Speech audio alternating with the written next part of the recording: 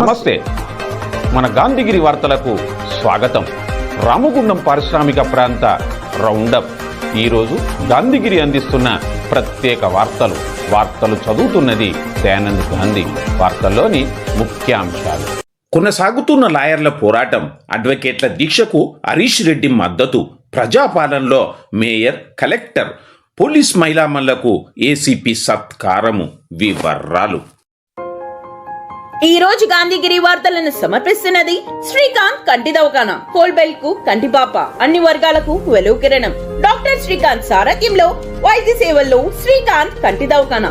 April 15 నుండి ప్రతి గురువారం ఉచిత వైద్య నేత్ర శిబిరం. కంటి పొరకు ఆపరేషన్ 5,000 రూపాయలకే చేయబడును. లక్కం భిక్షపతి కార్యనిర్వహణలో శ్రీకాంత్ కంటి దవాఖానా, లక్ష్మీనగర్, గోదావరికని. Phone number 8074911632.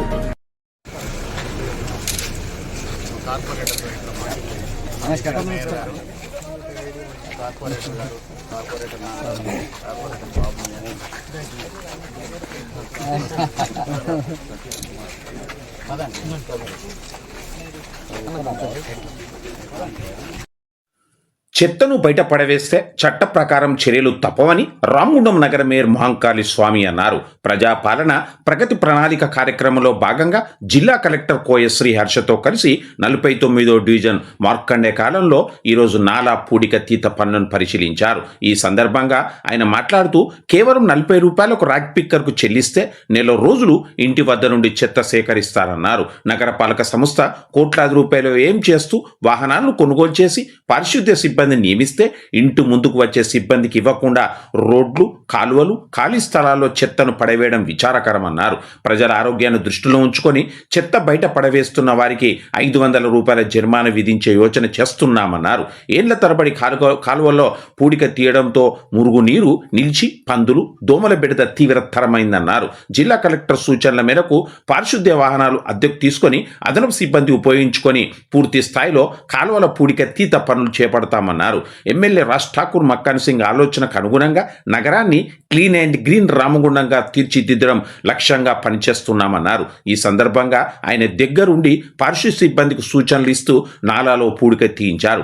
ఈ సందర్భంగా నిర్వహించిన కార్యక్రమంలో డిప్యూటీ మేయర్ పాతపల్లి ఎల్లయ్య, స్థానిక కార్పొరేటర్ సాగి సంతోషరావుతో పాటుగా నగరపాలక సంస్థ deputy commissioner Nayani Venkataswamy, SC Guruveera, EVPV Raman తదితరులు పాల్గొన్నారు. కాగా ప్రజాపాలన ప్రగతి ప్రణాళిక కార్యక్రమంలో భాగంగా రామగుండం నగర మేయర్ మహంకాళి స్వామి స్థానిక కార్పొరేటర్ దాసరి సామమూర్తితో కలిసి 47వ డివిజన్లో బాలాజీనగర్ తదితర ప్రాంతాల్లో పర్యటించారు. శానిటేషన్ను పరిశీలించారు. అలాగే ప్రజాపాలన ప్రగతి ప్రణాళికల కార్యక్రమంలో భాగంగా అడ్డగుంటపల్లి పట్టణ ప్రాథమిక ఆరోగ్య కేంద్రంలో ప్రత్యేకంగా ఏర్పాటు చేసిన వైద్య శిబిరాన్ని మేయర్ మహంకాళి స్వామి ప్రారంభించారు. ఆసుపత్రి ఆవరణను పరిశీలించారు. రోగులకు అందిస్తున్న వైద్య సేవల గురించి వైద్యులను అడిగి తెలుసుకున్నారు. ఈ కార్యక్రమంలో కార్పొరేటర్లు మేకల సమ్మయ్య, మేకల శారద, డిప్యూటీ డిఎంహెచ్ఓ రాజమౌళి, వైద్యాధికారి శ్రీహేలత, కమ్యూనిటీ ఆర్గనైజర్ అనిత తదితరులు ఉన్నారు.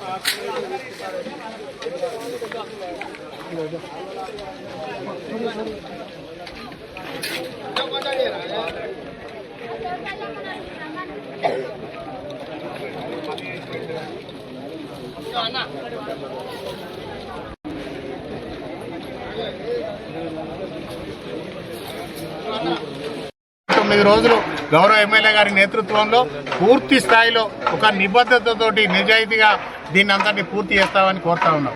ఇదొక్కటే కాకుండా రామగుండం పారిశ్రామిక ప్రాంతాల్లో ఉన్న మహిళా సోదరి మనలందరికీ, అక్కలకు, చెల్లెళ్ళందరికీ కూడా అవ్వలకు ఒకటే విన్నపం చేస్తూ ఉన్నాం. ప్రతి డివిజన్లో కూడా ఈరోజు ట్రాలీ వస్తూ ఉన్నది. ఇంటింటికి చెత్త సేకరణకు వస్తుంది. దయచేసి ఉదయం లేవగానే మనం మన ఇల్లు శుభ్రం చేసుకుంటాం, మన వాకిలి శుభ్రం చేసుకుంటాం, అలాగే ఉదయమే స్నానం చేసి మంచిగా ఉన్న ఇస్త్రీ బట్టలు వేసుకుంటాం. కానీ వాడకు వచ్చేసరికి రోజు చెత్త తీసుకొచ్చి రోడ్ల మీద వేసిపోతాడు. మేమందరం మహిళా సోదరిమణులందరినీ ఒకటే కోరుతా ఉన్నాం, ప్రతి ఇంటికి ట్రాలీ వస్తుంది. కేవలం 40 రూపాయలు ఇస్తే ఆ చెత్త ట్రాలీలో వాళ్ళందరూ రోజు వచ్చి ఆ గార్బేజ్ తీసుకొని పోయి అది కలెక్షన్ చేసుకొని ఊరవతల పడేస్తారు. అప్పుడు మన ఇల్లు, మన వాకిలి మనం ఎంత శుభ్రంగా ఉంటామో మన వాడ కూడా అంతే శుభ్రంగా ఉంచుకోవాల్సిన బాధ్యత మనందరి మీద ఉన్నదని తెలియజేస్తూ ప్రతి ఒక్కరు కూడా ఆ దిశగా ఆలోచన చేయండి. లేదు అంటే కొత్త చట్టం వచ్చింది, ఆ చట్టం ప్రకారం ఎవరైతే చెత్త తీసుకొచ్చి డ్రైన్లలో కానీ రోడ్ల మీద కానీ వేస్తారో అది సంబంధిత ఎవరైతే సూపర్వైజర్లు ఫోటో తీస్తే ఆ ఇంట్లో 500 రూపాయల ఫైన్ వేయబడుతుంది. ఒకవేళ మీరు ఫైన్ కట్టకపోతే మీ ఉన్న ఇంటి నల్లా కనెక్షన్ తీసేయబడుతుంది, అలాగే కరెంట్ కనెక్షన్ కూడా తీసేయబడుతుంది. కనుక దయచేసి అంత దూరం తెచ్చుకోకుండా ప్రతి వాళ్ళు కూడా డ్రైన్లలో చెత్త వేయకుండా మీ ఇంటికి వచ్చే ట్రాలీలో చెత్త వేసి ఈ రామగుండం అభివృద్ధికి, క్లీన్ రామగుండం, గ్రీన్ రామగుండం అభివృద్ధికి ప్రతి ఒక్కరు కూడా సహకరించవలసిందిగా కోరుతూ జగదాంబ లినిన్ కాటన్ స్టోర్ గోదావరిఖనిలోనే మొట్టమొదటి అతిపెద్ద జెంట్స్ క్లాత్ షోరూమ్. రాబోయే పండుగలు, మ్యారేజ్ సీజన్ కోసం స్పెషల్ ఆఫర్స్. 999 రూపాయలకే 4 ప్యాంట్ క్లాతులు, 999 రూపాయలకే 4 షర్ట్ క్లాతులు, 999 రూపాయలకే 2 రేమాన్ ప్యాంట్ క్లాతులు, 999 రూపాయలకే 2 అరవింద్ ప్యాంట్ క్లాతులు, 599 రూపాయలకే మీటర్ 60 వైట్ లైనిన్ షర్టింగ్, 799 రూపాయలకే metre 70 lea white linen shirting, 899 రూపాయలకే metre 80 lea white linen shirting, 999 రూపాయలకే metre 100 lea white linen shirting. Jagadamba linen cotton store, Laxminagar, Godavarikhani.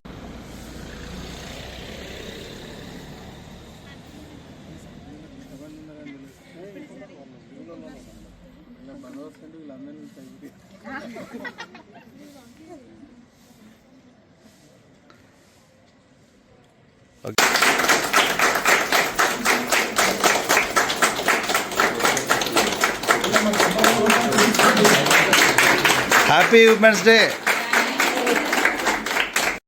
మహిళా దినోత్సవం సందర్భంగా ముందస్తు వేడుకలను గోదావరిఖని ఏసీపీ కార్యాలయంలో ఏసీపీ ఎం రమేష్ ఆధ్వర్యంలో కన్నుల పండుగగా వైభవంగా జరిగింది. గోదావరిఖని పోలీస్ సబ్ డివిజన్ పరిధిలో విధులు నిర్వహిస్తున్న మహిళా ఎస్ఐలు, ఏఎస్ఐలు, హెడ్ కానిస్టేబుళ్లు ఇందులో పాల్గొనగా కేకును కట్ చేశారు. ఏసీపీ వీరిని ఘనంగా సత్కరించారు. ఈ కార్యక్రమంలో 1 town circle inspector Indrasena Reddy, 2 town circle inspector Prasada Rao తదితరులు ఉన్నారు.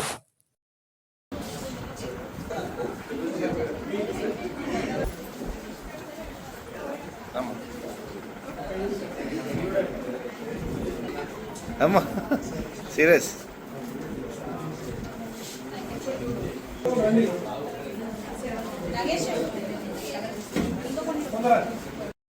గని కార్మికులకు కనీస మౌలిక సదుపాయాలు కల్పించాలని సిఐటియు రాష్ట్ర కార్యదర్శి ఎర్రవల్లి ముత్యంరావు డిమాండ్ చేశారు. ఈరోజు సిఐటియు బ్రాంచ్ శాఖ నాయకత్వం ఆధ్వర్యంలో జీడీకే 2 ఇంక్లైన్ గని కార్మికుల మౌలిక సౌకర్యాల సాధన కోసం గేట్ మీటింగు నిర్వహించారు.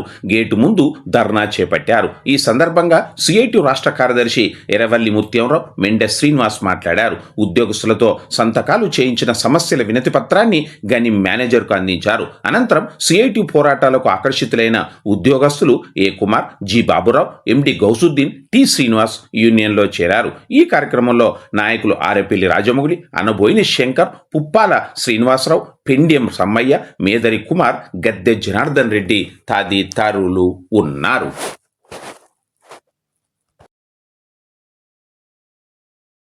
కార్మికుల పరిస్థితి, కార్మికుల సంక్షేమం కానీ, కార్మికుల కనీస అవసరాలు కానీ తీర్చకుండా మేనేజ్మెంట్ తమాషా చేస్తూ ఉంది. కోట్లాది రూపాయలు రాష్ట్ర ప్రభుత్వానికి కట్టబెడతా ఉన్నది. ఈరోజు ఈ రోడ్ల పెండి చెట్లు పెట్టిన డబ్బులు మనయే, సీసీ కెమెరాలు మనయే. మొన్నటికి 500 కోట్ల రూపాయలు ఈ హాస్పిటల్కి ఇచ్చింది కూడా మనమే. ఇక్కడ మెడికల్ కాలేజ్ నిర్మాణం జరిగిందంటే అది సింగరేణి కార్మికుల చెమటతో జరిగింది. కానీ అక్కడ మనకు ఎన్ని సీట్లు ఇస్తా ఉన్నారు? 7 సీట్లట. మన కార్మికుల పిల్లలకు కాలేజీలో చదువుకోవడానికి, డాక్టర్ చదువుకోవడానికి 7 సీట్లట. ఇదే ప్రైవేటు మెడికల్ కాలేజీ వాళ్ళు ప్రైవేటు పెట్టుకుంటే గవర్నమెంట్కు 25% ఇచ్చి వాళ్ళు 75% ప్రైవేట్ వాళ్ళని నింపుకుంటారు. కనీసం 25% కూడా లేదు, అది 7%. అసలు వాస్తవంగా 75% మన వాళ్ళని తీసుకోవాలి. అవన్నీ మన డబ్బులే. టూయింగ్ లైన్ మైన్ మీద వచ్చినటువంటి సమస్యల్ని మనం పరిశీలిస్తే మౌలికమైనటువంటి చిన్న చిన్న సమస్యలు పరిష్కరించడంలో కూడా యాజమాన్యం అధికారులు పూర్తిగా నిర్లక్ష్యంగా వ్యవహరిస్తున్నారనేది మనకు అర్థమవుతా ఉంది. కార్మికులు తెచ్చుకున్నటువంటి బాక్సులు కూర్చొని తినడానికి కావలసినటువంటి షెడ్డు దిక్కులేదు ఇక్కడ. కార్మికులు తాగేటువంటి మంచినీరు దగ్గర నాసు పేరుకపోతుంది, దాన్ని క్లీన్ చేసే దిక్కులేదు ఇక్కడ. వివిధ కేటగిరీలకు సంబంధించినటువంటి కార్మికులకు అదే రెస్ట్ రూములకు సంబంధించినటువంటి సౌకర్యం కూడా ఇక్కడ సరిగా లేదు. లాకర్లు లేవు. ఇట్లా ఇవన్నీ చిన్న చిన్న సమస్యలు. అంటే లాకర్లు ఏర్పాటు చేయడానికి కూడా డబ్బులు లేవా సింగరేణి దగ్గర? రెస్ట్ రూములు ఏర్పాటు చేయడానికి డబ్బులు లేవా? పేరుకపోయిన నాసును తీసేయడానికి మనిషిని పెట్టి పని చేయించేటువంటి శక్తి కూడా సింగరేణి దగ్గర లేదా? యాజమాన్యానికి లేదా? అధికారులకు లేదా? చెప్తున్నారు కదా, కుక్కలు ఒక దిక్కు మనుషులు ఒక దిక్కు తింటున్నామని. గోదావరిక న్యాయవాదులు గత 23 రోజులుగా చేస్తున్న ఆందోళన రోజు రోజుకు ముందుకు సాగుతూ ఉంది. న్యాయవాదుల పట్ల 1 టౌన్ సర్కిల్ ఇన్స్పెక్టర్ ఇంద్రసేనారెడ్డి అనుచితం తీరును నిరసిస్తూ చర్యకు డిమాండ్ చేస్తూ అడ్వకేట్లు స్థానిక కోర్టులో విధులను బహిష్కరణ చేస్తూ ఉన్నారు. అలాగే రిలే దీక్షలను కూడా వకీళ్లు చేపట్టారు. ఈ దీక్షలు ఈరోజు 3వ రోజుకు చేరాయి. లాయర్లు షనవాజ్ ఖాన్, రేష్మా బేగం, షమీం సుల్తానా, సబా తబుస్సుం, ఆసిఫ్ ఈరోజు దీక్షలను చేపట్టారు. కాగా లాయర్ల దీక్షా శిబిరాన్ని బీఆర్ఎస్ రాష్ట్ర నేత వ్యాళ్ల హరీష్ రెడ్డి తదితర నాయకులు సందర్శించారు, తమ సంఘీభావాన్ని తెలిపారు. అలాగే సిపిఐ నాయకులు కూడా దీక్షా శిబిరంలో తమ సంపూర్ణ మద్దతును తెలిపారు.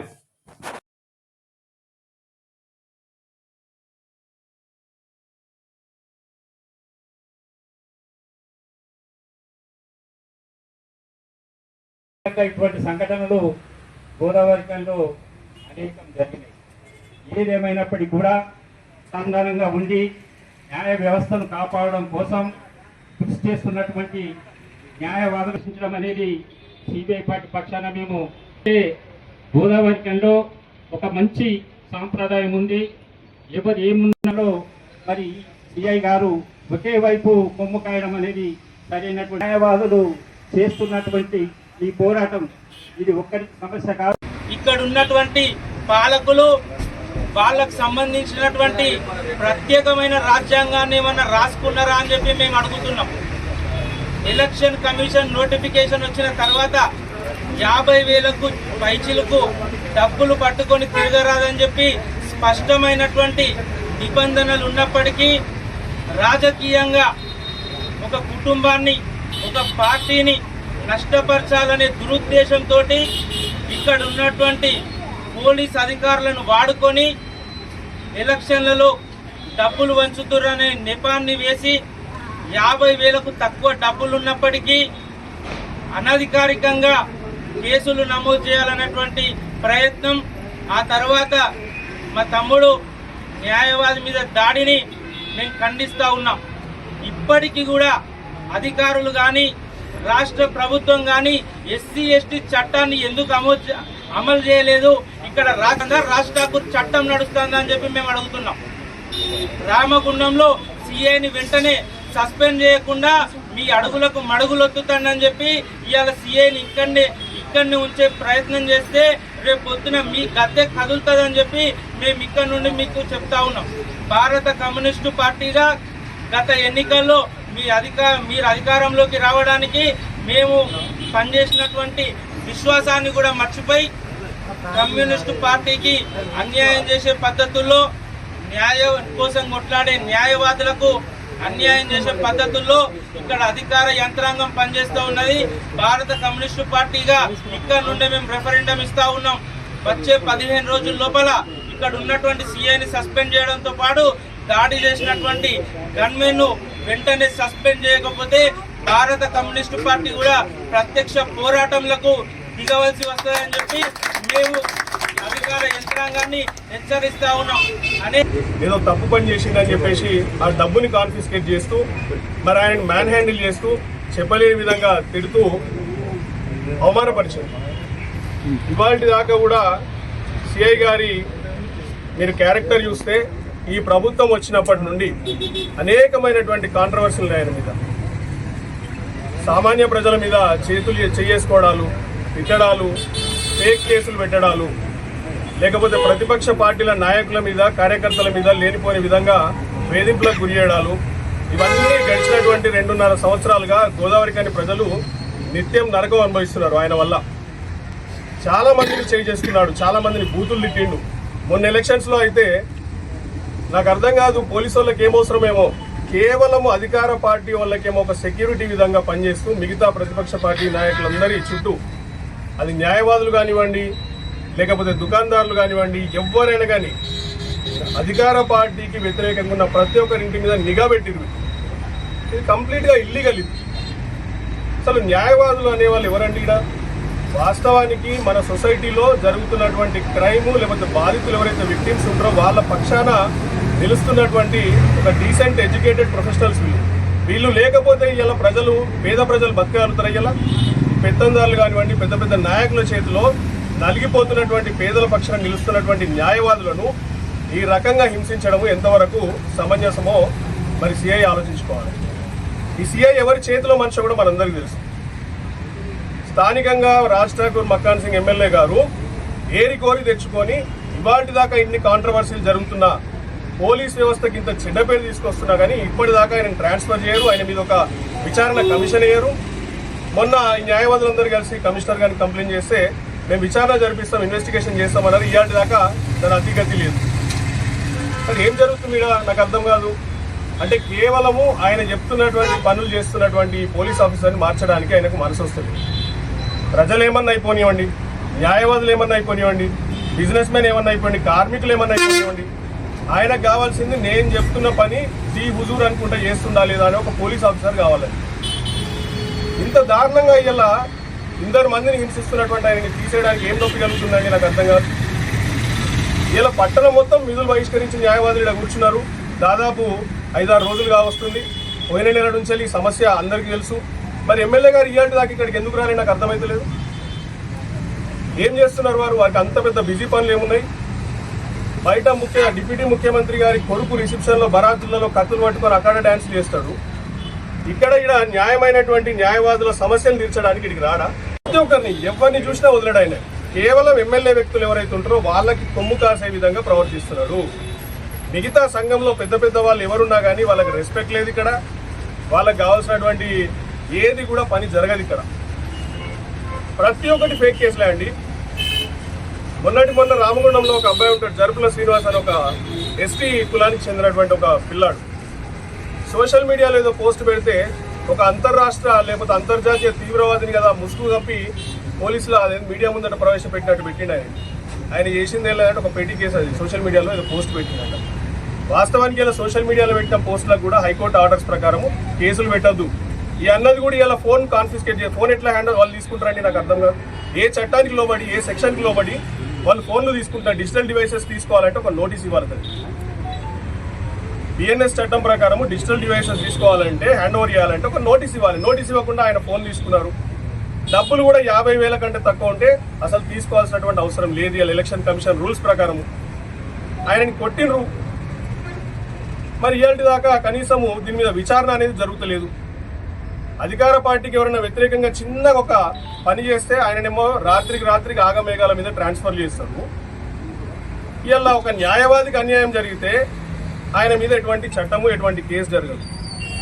బయట వింటున్నటువంటిది ఏంటంటే ఆయనే చెప్పుకుంటాడు లోపల ఎవరినైనా ట్రాన్స్ఫర్ చేస్తే కానీ ఆ సీఐని మాత్రం నేను ట్రాన్స్ఫర్ చేయను. ఆయన చేయబట్టే ఇవాళ నేను ఇక్కడ సాఫ్గా కూర్చుంటున్నా, నాకు రావాల్సింది వస్తుంది, నాకు అడ్డం ఉన్న వాళ్ళందరినీ తొలగిస్తున్నాడు ఆయన, నా పనులన్నీ సక్రమంగా అవుతున్నాయి, గాయని నేనెందుకు తీసేయను నేను, న్యాయవాదులు కాదు మొత్తం గోదావరి కానీ పట్టణం అంతా ఏకమైన కానీ నేను మాత్రం ఆయనని తీసేయను అని భీష్మించి కూర్చున్నాడు ఆయన. ఈ మాట చెప్పంగా మాకు సాక్షులు వచ్చి చెప్తున్నాడు.